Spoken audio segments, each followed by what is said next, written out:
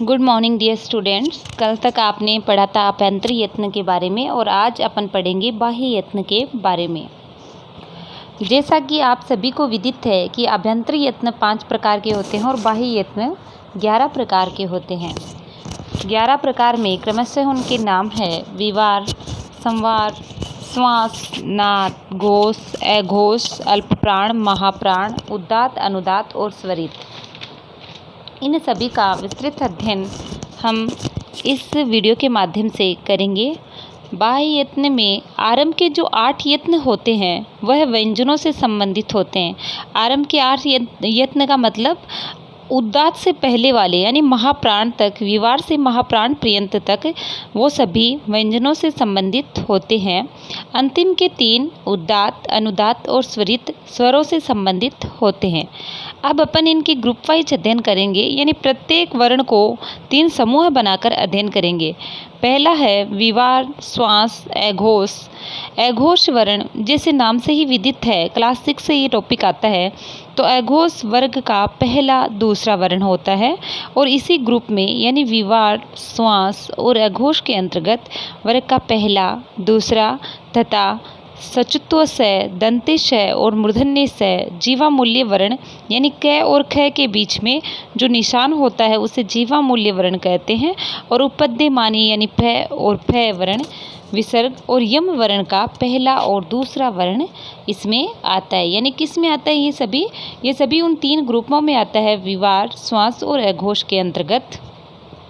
अब हम दूसरे 3 ग्रुप की बात कर रहे हैं, जिसमें संवार, नाद और घोष वर्ण वर्ग के तीसरे, चौथे और 5वें वर्ण स्वर, नाद और घोष के अंतर्गत आते हैं। वर्ग यानी क से लेकर ड तक, च से लेकर ये तक, यानी क से लेकर मैं वर्ग पर्यंत प्रत्येक वर्ण का 5-5 जो स्थान होता है उसे हम वर्ग कहते हैं। और उस वर्ग का यानी क तो हो गया पहला और ख हो गया दूसरा और तीसरा कौन सा हो गया ग, तो इसमें मतलब घोष में ग, घ और ड़ ये 3 आएंगे। यानी वर्ग की जो संख्या दी गई है उस की संख्या के अनुसार आपको ये ध्यान देना होगा कि कौन सा वर्ग इसमें आ रहा है। यानी पहला दिया हुआ तो क, दूसरा दिया हुआ तो ख। इसके बाद में स्वर, नाद और घोष में य, र, ल, व यानी अंतस्थ वर्ण भी आते हैं। विसर्ग और अर्धविसर्ग और यम वर्ण के तीसरे और चौथे वर्ग इसमें आते हैं। तीसरा जो है वो है अल्पप्राण। अल्पप्राण में वर्ग के 1, 3 और 5 वर्ण यानी पहला, तीसरा और 5वां वर्ण आता है और क्रमशः ये, र, ल, व अनुस्वार यम वर्ण का पहला और तीसरा वर्ण इसमें अल्पप्राण के अंतर्गत आता है। महाप्राण में वर्ग का दूसरा और चौथा वर्ण आता है।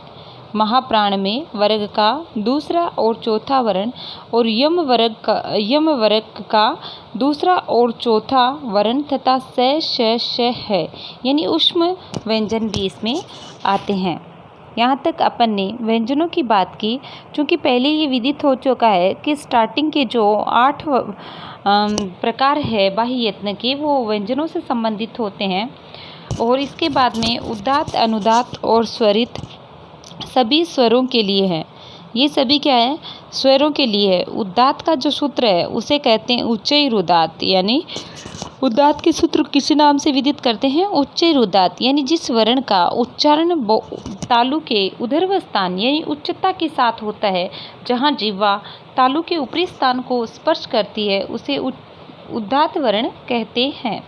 यानी इनमें ए, आ, ई जैसे जो लिखा होता है वो सीधे शब्दों में लिखा होता है, उसके नीचे को निशान नहीं होता। अनुदात्त वर्ण में नीचैर अनुदात्त यानी ए, आ, ई के नीचे एक तिरछी रेखा होती है ना, समझ गए ना, आड़ी रेखा जिसे बोलते हैं, तो इसे कहते हैं नीचैर अनुदात्त, है ना।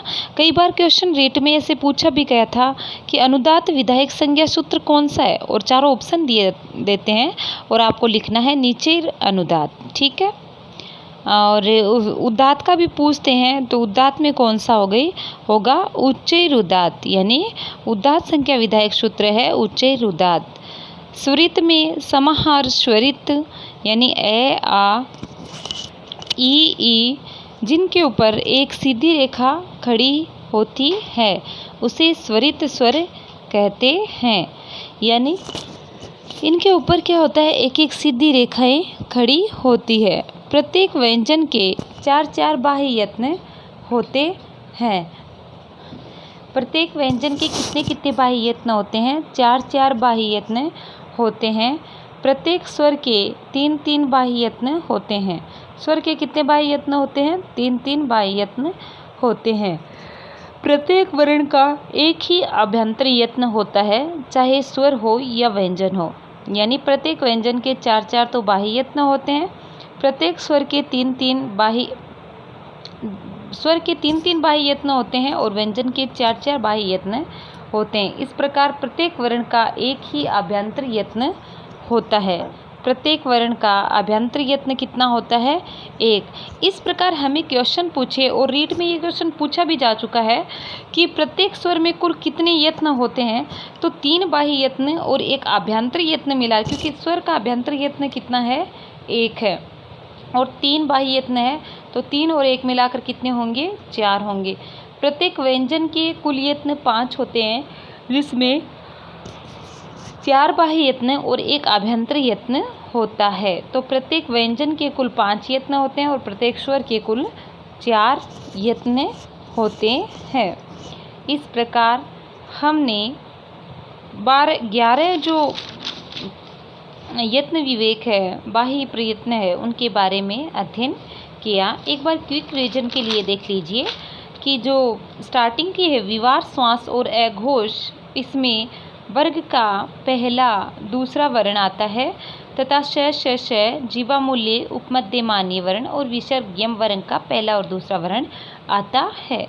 स्वर, नाद और घोष में वर्ग का तीसरा, चौथा, पांचवा वर्ण तथा अंतस्थ यानी ये रेलवे और विसर्ग और अर्धविसर्ग आते हैं। अल्पप्राण में वर्ग का पहला, तीसरा, पांचवा ये रेलवे आते हैं।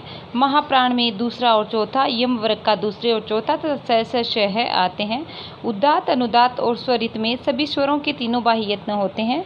उदात्त का सूत्र है उच्चई उदात्त और अनुदात्त का सूत्र है नीचेर अनुदात्त। यानी उदात्त में कोई चिन्ह नहीं होता, अनुदात्त में नीचे टेढ़ी रेखा होती है और स्वरित में ऊपर एक सीधी रेखा होती है। और प्रत्येक व्यंजन के 4-4 बाह्य यत्न होता है। प्रत्येक स्वर के 3-3 बाह्य यत्न होते हैं। इस प्रकार प्रत्येक वर्ण का एक ही अभ्यंतर यत्न होता है, चाहे वो स्वर हो चाहे वो व्यंजन हो। यानी प्रत्येक व्यंजन के बाह्य यत्न कितने होते हैं? 4-4 होते हैं। प्रत्येक स्वर के 3-3 बाह्य यत्न होते हैं। प्रत्येक वर्ग का एक ही अभ्यंतर यत्न होता है और प्रत्येक स्वर के कुल 4 और प्रत्येक व्यंजन के कुल 5 यत्न होते हैं। इस प्रकार चैनल को लाइक और सब्सक्राइब आप करते रहना। टॉपिक वाइज आपको इसमें वीडियो डाले जा रहे हैं, प्लीज़ इस सेवा का उपयोग अवश्य करें, क्योंकि रीट को लेकर ये बहुत ही प्रमुख टॉपिक है जो मैंने खुद ने बनाए हैं। और इसमें अगर इससे अध्ययन करोगे तो आपके 25 या 26 क्वेश्चन संस्कृत के राइट होने के पूरे चांस रहेंगे, क्योंकि इनमें से बहुत ही विश्लेषणात्मक अध्ययन इस वीडियो में अपन किए जा रहे हैं। जैसे जैसे मेरा वीडियो है उसको सुनते सुनते आप अपनी कॉपी में नोट्स बनाएं। तो धन्यवाद एंड लाइक और सब्सक्राइब अवश्य करें। ठीक है, धन्यवाद।